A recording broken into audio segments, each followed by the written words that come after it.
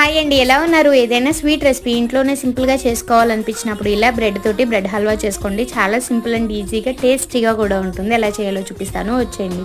ముందుగా బ్రెడ్ తీసుకుని ఇలా సైడ్ పార్టీషన్ మొత్తం కట్ చేసుకోండి. ఒక బ్రెడ్ని 4 పీసెస్ కింద కట్ చేసుకుని వాటిని మొత్తాన్ని ఒక ప్లేట్లోకి తీసుకుని పక్కన పెట్టుకోండి. ఇప్పుడు డీప్ ఫ్రైకి సరిపడా ఆయిల్ పెట్టుకుని ఆయిల్ బాగా హీట్ అయిన తర్వాత కట్ చేసి పెట్టుకున్న బ్రెడ్ ముక్కలు అన్నిటిని వేసుకుని మీడియం టు హై ఫ్లేమ్లో 2 సైడ్స్ బాగా వేయించుకుని బ్రెడ్ మొత్తాన్ని ఒక ప్లేట్లోకి తీసి పక్కన పెట్టుకోండి. ఇప్పుడు ఒక గిన్నె తీసుకుని అందులో మీరు తినే షుగర్ బట్టి షుగర్ అనేది యాడ్ చేసుకోండి. నేను ఇక్కడైతే 1.5 కప్ వరకు షుగర్ యాడ్ చేసుకుని 2 కప్స్ వరకు వాటర్ అనేది యాడ్ చేసి షుగర్ మొత్తం కరిగిన తర్వాత తీగ పాకం కాకుండా నార్మల్గా పాకం అనేది కొంచెం దగ్గర పడినప్పుడు ఇందులో కొంచెం యాలకుల పొడి అలాగే మనం వేయించి పెట్టుకున్న బ్రెడ్ ముక్కలను వేసుకుని బాగా కుక్ చేసుకోండి.